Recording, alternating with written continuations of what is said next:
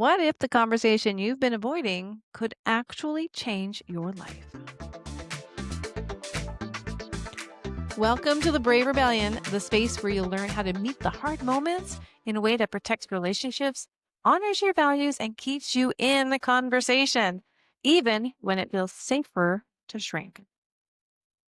My name is Tammy Dunnett, your host, a leadership coach and communication skills trainer, and someone who knows firsthand how uncomfortable but transformative these moments can be in our lives. By the end of today's session, you'll have a little bit more insight as to what it takes to choose your voice over silence, your values over compliance, and your integrity over just getting along. So let's dive into today's episode. So there I was, 20-ish, in my very first grown-up job, I would call it.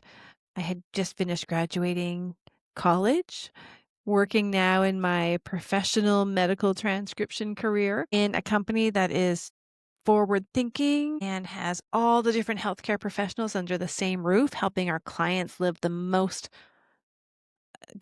out of their lives, return to some sort of quality of life. And I love the people I work with.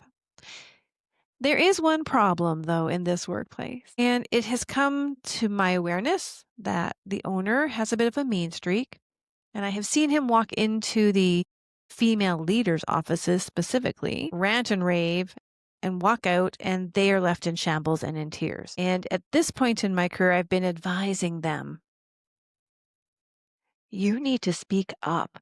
You can't let him treat you like this.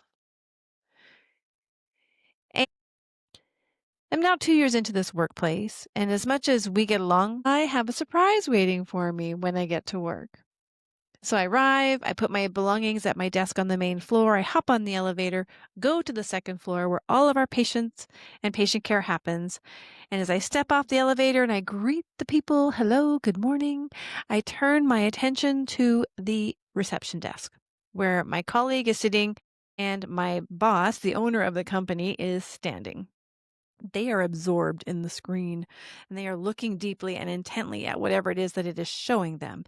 And as I lock eyes with my boss, he suddenly launches into berating me, belittling me, blaming me for something. Now, as I stood there listening to the owner of this company, the physician, my boss, belittle me, I froze. I could feel my heart beating faster, my face flushing, and my frustrations rising. But I didn't yell back, and I didn't defend myself. In fact, there was only two options that I could think of in that moment. And to understand those, we need to go back in time. Growing up, I had the role of the protector, self-proclaimed role, but my recollections of the family dynamics around conflict are this. My dad, hardworking tradesman, also liked to drink. And when he would drink, he became verbally abusive. And I saw him deal with his stressors by drinking and being verbally abusive. I saw my mom's response to that as gathering the children to remove them from the environment and wait it out in a back bedroom. But here's the reality for me is I don't recall ever being in that back bedroom. My role was to be the in-between person. And I recall saying to my father so many times, sit down, shut up, you're being stupid. And that worked, actually. I also saw my mom's strategy of avoiding, is how I would label it, removing herself from the situation to work for her. And it also worked for me in another high school situation, which a girl tried to bully me, but my mom's advice of just ignore her actually worked. So I had some firsthand experience about how removing yourself can also be beneficial. Now, take those two situations, that information, and how I saw conflict being navigated back into the workplace. And here we are. I am standing there listening to my boss berate me. And I have two options flash before my eyes. Option number one, I could tell him, sit down, shut up, you're being stupid. Option number two, I could turn around, hide, find myself away from this situation, and wait it out. Now, before we continue the story, a word from our sponsor. This episode of The Brave Rebellion is brought to you by The Talk Shop. At The Talk Shop, we help individuals and organizations build the skills to resolve conflict, navigate hard conversations, and end workplace bullying so people can feel safe, seen, and supported at work. Whether you're looking for one-to-one coaching, leadership training, or support for a struggling team, The Talk Shop is here to help. Learn more at thetalkshop.ca. Now let's return to the episode. Now, when I talk about this in my keynotes around gracefully addressing workplace bullying, I often poll the audience to see, what do they think I did? It's always met with mixed results. Some people immediately put their hand up and say, you told him to sit down and shut up. And others are like, you ran away and hid. To which I feel like sometimes I disappoint those who had faith in me, but I did run away. I immediately turned around, got back on the elevator, went down, grabbed my belongings, and headed to the car and drove home. So I left. I didn't defend myself. I went home and cried. I went home in disappointment, in frustration, in shock, in all the feelings that come when you are not anticipating your boss yelling at you in the workplace. I'm having conversations back and forth with me and the doctor, the things I should have said. And I am thinking to myself, there is no way I'm going back to work there. Now, when I get home, reality hits. And I realize if I don't go back to work tomorrow, I don't have a job. And as appealing as that is in this situation to not return to the place where I've just been belittled and berated, it meant that there had to be something else happening, which was dusting off the resume, applying for jobs and going for interviews and waiting to see if something else was granted to me. And that felt less attractive. So on one hand, yes, I never wanted to go back, but on the other hand, I didn't want to start the whole journey of looking for a job. I mean, like everybody else, I have bills to pay. So as the stress of the situation started to dissipate, now there's distance from me to him. I'm in my safe space at home. I start to realize I have a few other options here. Sure, I could quit. No second guessing that one. That is definitely an option. In fact, I just left work and didn't tell anybody I was leaving. It's quite possible they think I've already left and quit. Option number 2, I could go back and I could try my mom's strategy. Avoid it, hope it never happens again, and just see how things progress. That definitely was not appealing for me because back in the day, obviously my father didn't stop being an alcoholic. He didn't stop being verbally abusive. And I didn't think that this would just stop his behaviors based on the pattern I had seen with my female colleagues. Less appealing. That led me to option number 3. Option number 3 was I could go back and try to have a conversation with him. Now that scared the bejeebers out of me. But I thought if I'm going to quit anyways, or I'm going to go to a job that I don't like and just sit there and be miserable, I might as well try something and see if I can get what I want. And if not, I leave on my choice. I quit. So I was noticing that internally my energy was shifting towards trying something different, even though it scared the shit out of me, because I recognized that what wasn't working was not saying anything. I already saw that in my colleagues that they weren't saying anything and his behaviors weren't changing. I also recognized that I didn't want to get another job. That wasn't going to work for me either. So for me, the only path forward was to try this very difficult conversation.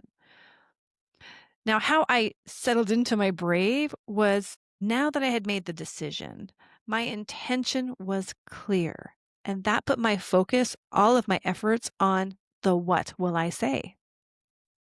Committing to having the conversation was the very first thing I needed to do to get over that internal resistance. So, decision made. I will go back to work tomorrow. I will go back to work tomorrow. I will have a conversation with him, and I will hope to still have a job. But if he fires me, I was going to quit anyways, and I'm okay with that. So I spent the next 8 hours. Well, it was a full work day. I went home. At the very beginning of the shift, so I had the entire day and the entire evening to plan. I started to put words on paper. I started to think about where will I be in relationship to him when I'm in the office? I started to think about what time will this conversation happen? I started to think about would other people be around or would we be private? And after all of that thinking and planning and emotional energy put into this conversation, I was ready.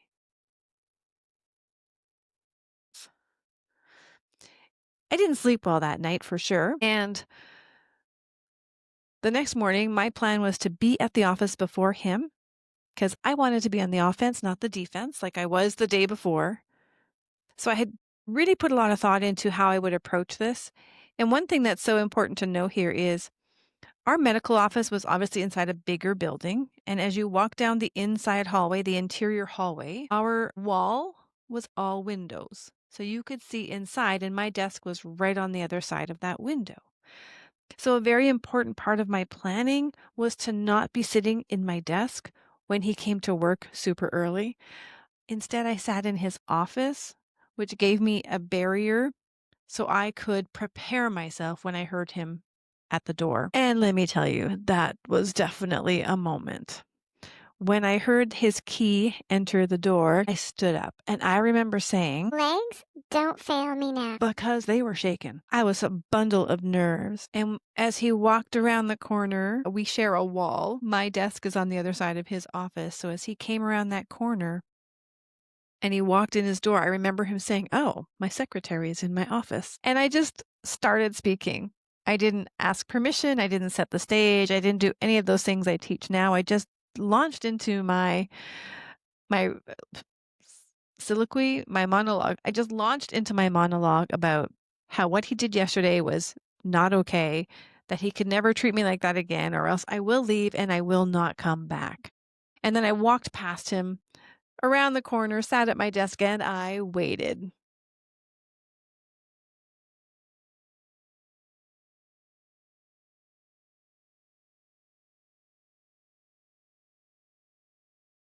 Now, to my surprise, he did not come out and fire me. It was the bravest thing I had ever done. It was the most outspoken I had been outside of the home with people who were not my family. And so I for sure thought I was going to be punished. What I gained was his respect. What I lost was fear. I realized in that moment, like even though I had to walk through the fear to have that conversation, I realized that I no longer was afraid of him coming and yelling at me because we had the conversation. Well, I'm not even sure I'd call it a conversation looking back now. In that moment, I was like, we had the conversation. And he never treated me poorly again after that. I worked for him for a long time after that, and we never had an issue.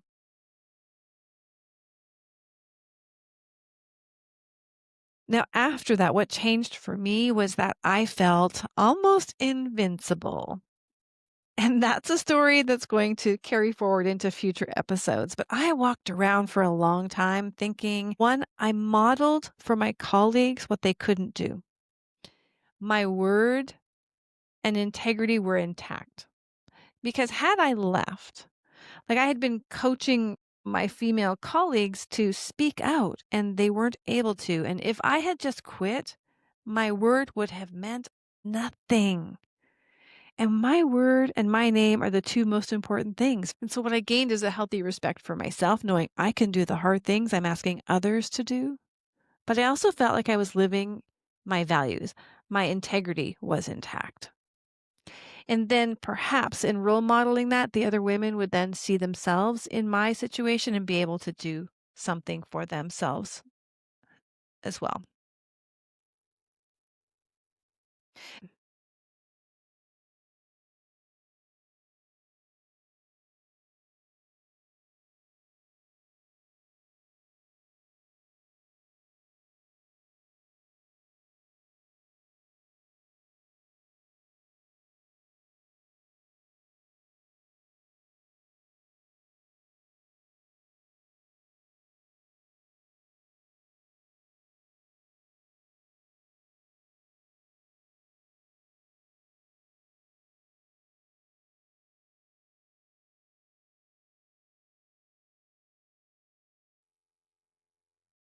Now, bravery rarely makes the nightly news.